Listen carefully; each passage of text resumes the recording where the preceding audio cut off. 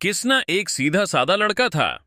गांव के बाहर मिट्टी की झोपड़ी में अपने बूढ़े बाप और मां के साथ रहता था। उसके पास कुछ बकरियां थीं। वही उसकी दुनिया, वही उसका गुजारा। किसना को बांसुरी बजाने का शौक था और जंगल उसका सबसे बड़ा श्रोता। वो हर सुबह बकरियां लेकर निकलता और दिन भर पेड़ों की छांव में बांसुरी बजाता। कहते हैं, जब उसकी बांसुरी बजती तो मोर नाच उठते और हवा भी ठहर जाती। लेकिन उस जंगल के बारे में एक अफवाह थी। कहा जाता था कि वहां कहीं बीचों बीच एक काला कुआं है, जहां रात के वक्त कोई और भी बांसुरी बजाता है। किसी ने उसे देखा नहीं, पर उसकी धुन सुनकर बहुत लोग डर के मारे भाग आए थे। किसना हंसकर कहता, अरे बाबा, जंगल में हवा चलती है तो आवाजें बन जाती हैं, भूत वूत कुछ नहीं। वो नहीं जानता था कि कुछ चीजें सिर्फ आंखों से नहीं, रूह से दिखाई देती हैं। एक दिन किसना हमेशा की तरह जंगल पहुंचा। दिन साफ था। सूरज की रोशनी पेड़ों की शाखों से छन रही थी।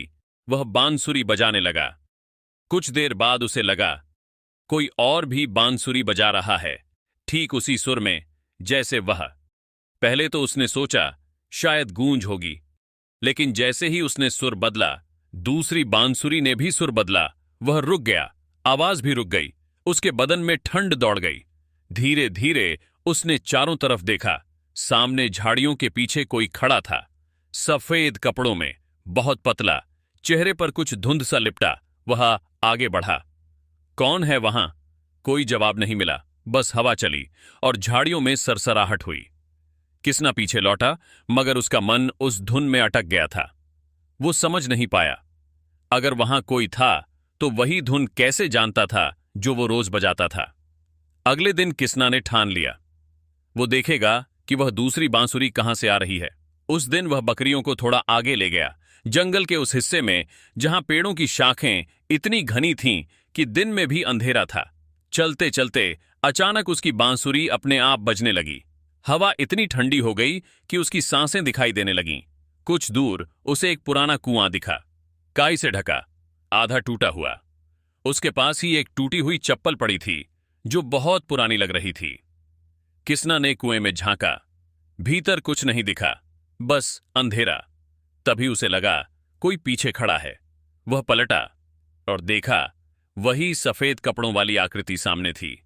बस अब उसका चेहरा साफ था। चेहरे पर आंखें नहीं थीं, बस दो काले गड्ढे। वह बिना होंठों के मुस्कुरा रही थी। किसना के पैर वहीं जम गए। वह आकृति धीरे धीरे आगे बढ़ी और बोली, तुम्हारी बांसुरी बहुत प्यारी है। किसना किसना का दिल रुक गया। उसे याद नहीं था कि उसने अपना नाम कभी किसी को बताया हो। कि कौन हो तुम? मैं वो हूं जो तुम्हारी हर धुन सुनती है, सालों से। वह आकृति करीब आई और हवा में घुल गई। बस उसकी आवाज रह गई, कल सूरज ढलने के बाद फिर आना, मैं तुम्हें सच्चा सुर सिखाऊंगी। किसना उस रात सो नहीं पाया। उसके कानों में वही आवाज गूंजती रही। सुबह से ही गांव में अजीब सन्नाटा था, जैसे कोई अनहोनी हवा में तैर रही हो। शाम ढली और किसना अपनी बांसुरी लेकर फिर निकल पड़ा। उसके पिता ने रोकना चाहा, किधर जा रहा है अंधेरा होने पर? किसना बस इतना बोला, सुर अधूरा है बाबा, पूरा करना है। वह जंगल पहुंचा। आसमान में चांद बादलों के पीछे छिपा था। कुएं के पास वही आकृति खड़ी थी। अब उसकी आंखों में नीली रोशनी थी। तुम आ गए, उसने कहा। आज मैं तुम्हें वो सुर सिखाऊंगी जिससे आत्माएं भी जाग जाती हैं। किसना ने कांपते हाथों से बांसुरी उठाई।